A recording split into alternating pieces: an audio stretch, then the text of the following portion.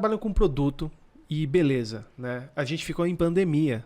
Como é que foi essa relação? Porque eu entendo que força de vendas, marketing, existe toda uma roda de pressão de vendas. E como é que foi? Vocês tiveram falta de produto? Como é que você lida com esse tipo de problema, né? Tá Sim. certo? É global, mas quando você tá ali na ponta precisando dar resultado e fazer crescer, É difícil, não como é... é que foi pra você? Então, a pandemia efetivamente começou em março, né? Então, assim, eu lembro que acho que dia 14 ou 17, eu não sei se 14 ou 17, foi o dia que eu falei que a gente não ia mais trabalhar, que a gente ia ficar em casa, fechado. Então, o mês de abril foi o pior mês da história da Merz Aesthetics no Brasil. Porque foi o primeiro mês, 100% do mês, que a gente não, assim, que não teve visita para nenhum dos nossos clientes, que a gente não saiu de casa, porque eu fiz questão também de deixar todo mundo Seguro, em casa. né? Primeira coisa, eu falei, vamos garantir a nossa saúde e as nossas vidas. Eu falei, então todo mundo fica em casa. E para mim também estava muito claro de que não era o momento para a gente tentar vender. Porque eu falei, como que nós vamos oferecer produto para os nossos clientes, sendo que eles estão com o Totalmente mesmo medo que dependente, eu? né? Sim. Eles também estão com medo de morrer a família, de falir o consultório deles, né? Porque o mesmo medo que eu tinha aqui, eu falei, poxa, será que eu vou ter que começar a mandar pessoas embora? Será que a empresa vai se sustentar por muito tempo? Porque se a gente não vender, quanto tempo será que a gente aguenta ficar sem vender? Passa um monte de coisa, né? Passou um monte de coisa na minha cabeça e eu tinha certeza que isso ia passar na cabeça de todos os meus clientes. Então, eu fiz questão de falar, olha, não é o momento da gente querer vender. Então, é o momento da gente se aproximar deles e entender como que a gente pode ajudá-los a passar por esse Nessa momento. fase, né? E foi isso que a gente fez.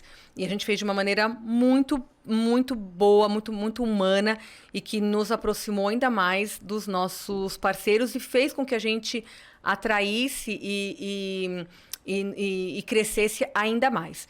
Mas, assim, abril foi um mês muito difícil e acho que maio também foi complicado, mas em junho eu acho que as pessoas começaram a...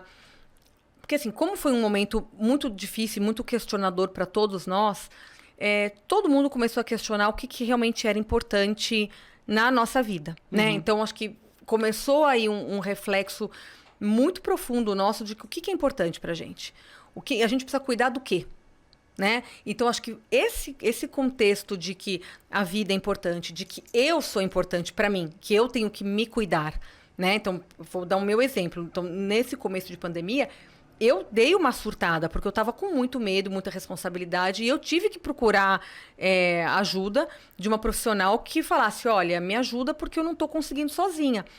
Então, eu fui numa médica que me ajudou e que pegou na minha mão e me ajudou com isso. Daí eu falei, e ficou muito claro para mim que o autocuidado, né, era meu. Então, eu tinha que cuidar de mim antes de cuidar dos meus filhos. Porque se eu não tivesse bem, eu não ia estar bem para cuidar dos meus filhos. Então, eu tinha que cuidar de mim antes. Então, eu acho que essa ressignificação que o autocuidado teve na pandemia foi muito importante para o nosso mercado, para o mercado da Merz. Porque as pessoas passaram a entender e a ver os procedimentos estéticos não como algo que por muitos era visto como algo supérfluo, ou que isso daqui é besteira fazer, mas não como algo que, se aquilo é importante para eu me sentir melhor, para eu me sentir mais confiante, para eu estar bem, eu preciso daquilo, para eu conseguir desempenhar todos os meus papéis da melhor maneira possível e estar na minha melhor forma para aqueles que eu mais amo na minha vida. Então, quando as pessoas começaram a se dar conta disso, a gente começou a ver um movimento muito positivo dentro do mercado estético. Então, começou a crescer muito.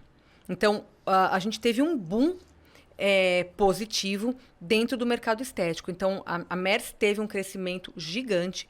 Então, nós crescemos Na pandemia. dígitos na pandemia. Que incrível. Crescemos assim, 80% na pandemia. E esse ano a gente vai crescer próximo a 60% de novo. Então, imagina, vamos crescer muito em cima de uma base que a gente já tinha Crescido. crescido em cima da pandemia. Mas acho que é muito disso, dessa ressignificação que teve o autocuidado, a importância da gente estar bem com a gente mesmo, da gente se sentir confiante e capaz de desempenhar todos os nossos papéis e que os tratamentos estéticos, eles têm sim um ponto muito importante nisso. Não é besteira, não é fútil e não é supérfluo achar que quem quer fazer isso para se sentir bem tem que ter vergonha. Não. E é curioso porque assim, existe um lado empático, obviamente, né, de a gente estar vivendo e pensar no próximo. Só que é um lado extremamente inteligente porque vocês são B2B. Você não vende para o usuário final. Então, se a gente não cuidar com esse tipo de apoio, a gente não tem o produto na ponta. Exatamente. Né? Então, acho que pensando no lado humano, acabou escoando, né? Refletindo no lado do business. Do negócio. Né? Então, Exatamente. isso e natural, porque sem ser forçado. Né? Acho que infelizmente, teve muita gente, muita empresa que quis se beneficiar em cima disso, né? Sim. Desde... Fazer um marketing fake, né? Exato. Assim, E outras que, naturalmente, pensando no próximo, a gente ajuda. Exato. Né? E esse foi um movimento bem importante que a gente fez.